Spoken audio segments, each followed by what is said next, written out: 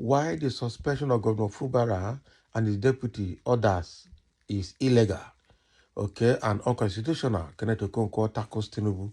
Of course, because there are a lot of, I'm sure there must be a lot of flaws. Although, unfortunately, the federal government has the judiciary in its pocket, dictating for the judiciary right from the Chief Justice of the Federation down to the judiciary at the local government level.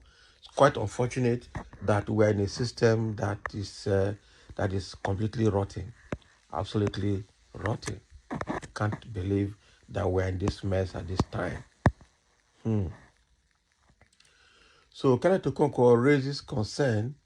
Um, Kenneth Okonkwo raises concerns. Tinubu enforces authority and Fubara stands at the center of it all. Beyond politics, the real question is whether governance remains within the boundaries of the Constitution. We are not sure. So President Tinubu sent shockwaves across the nation with his suspension of Governor Fubara and his elected aides. Kenneth Okonkwo took to his page to dissect his perceived cracks in Tinubu's presidential address, outlined why the removal of Fubara and his cabinet defies legality and due process. So Kenneth Okonkwo, Nollywood actor and former Labour Party spokesperson, has condemned the 6-month suspension of Governor Sim Fubara, his deputy, and members of the Rivers State House of Assembly, called it a blatant violation of the law and the Constitution. He did that because he wanted the military administrator to conduct the local government election so that they can use it to take over everywhere. That's exactly what they are doing. Quite unfortunate. Taking to his Instagram page, Okonkwo schooled the president on the true essence of a state of emergency, emphasized that it is meant to restore order, not to unseat a sitting governor and dismantle an elected government. Now, drawing from history, he pointed to how former President Goodluck Jonathan navigated similar crises without, stripping governors of their mandate. Hinted that Tinubu's approach was not only extreme but also politically motivated. Okonkwo described the move as a calculated power grab, an attempt to wrest control of Rivers State from the opposition and install loyalists. Of course, that is exactly what it is. So he argued that if Tinubu was genuinely interested in justice, the punishment should have extended to members of his own cabinet who are equally guilty rather than selectively targeting political opponents. In his words, state of emergency in Rivers State by Tinubu, the removal of the elected governor and House of Assembly members of Rivers State for 6 months in Tinubu's declaration of a state of emergency in Rivers State is illegal and unconstitutional. State of emergency, when declared, simply means the suspension of some fundamental rights of citizens to enable the government to restore order in a state of anarchy. It does not involve the removal of elected representatives of the people. President Jonathan declared the state of emergency in Borno, Yobe, and Adamawa in order to tackle Boko Haram terrorists and did not remove Governor Shetima and others from office. Security of Nigeria is the exclusive reserve of the federal government, which controls all the security forces. The governor has no police to command. So blaming the governor for the security failures of the federal government in Rivers State is misplaced. Of course, this measure is a power grab by the president to take over Rivers State from the opposition party and from the people of Rivers State and hand it over to his stooge in his cabinet. So if Tinubu meant to punish every party to the crisis, why did he not extend the punishment to some members of his cabinet that are parties to the crisis?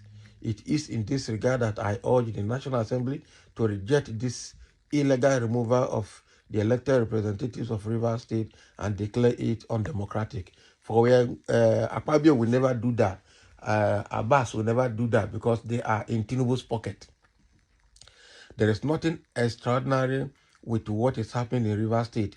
There is a gang of state looters against a governor who refused to give them the key to the purse of Rivers State.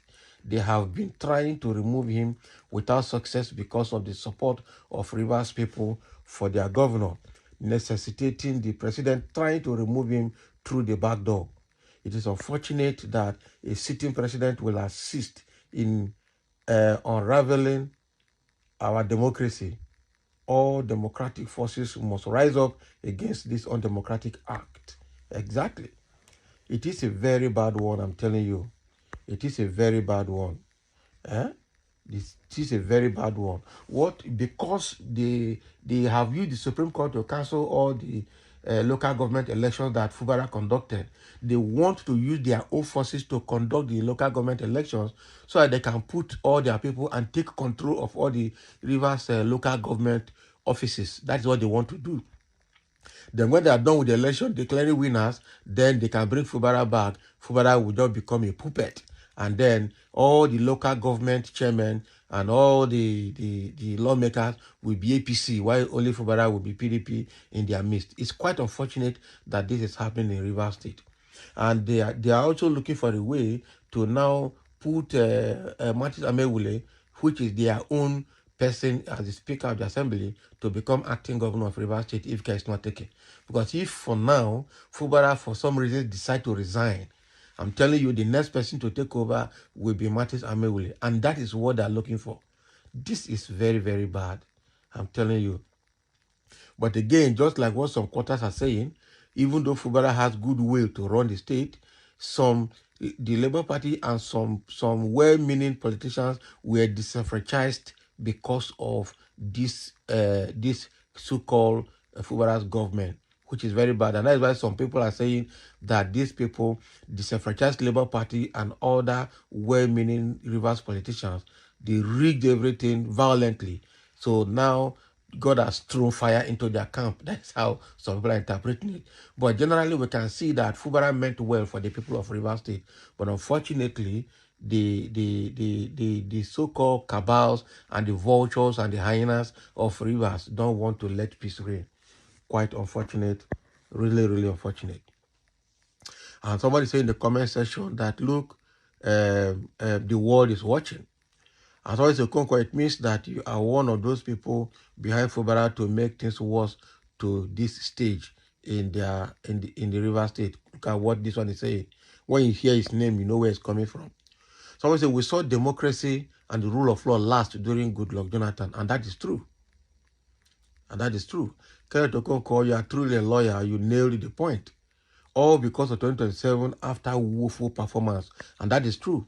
APC has failed woefully right from 2015 that Buhari entered it today. And it's getting worse by the day. They are now using the state apparatus to carry out state capture of the entire nation. Quite unfortunate. And somebody says, I have never seen a disjointed man like Okonkwo. Why would it not be disjointed in your eyes when you don't see anything wrong in what the present administration is doing? Some say Tinubu should be impeached for unconstitutionally seizing power in Rivers State. Tinubu has just executed a coup in Rivers State. He shouldn't be allowed to get away with this. It is a flagrant abuse of power, of course. And it will show. I'm telling you, it's just a matter of time. Fubara was barricaded, as simple as that. They just remove Fubara so that they can do whatever they want to do. Quite unfortunate. So obviously, that's right. The suspension should extend to Wiki, the troublemaker. But they will never do that because they don't want, they want to take over. It's power grab. That's what we're seeing here. So thank you for listening. Let's have a comment as Kenneth Okonkwo has put his own views.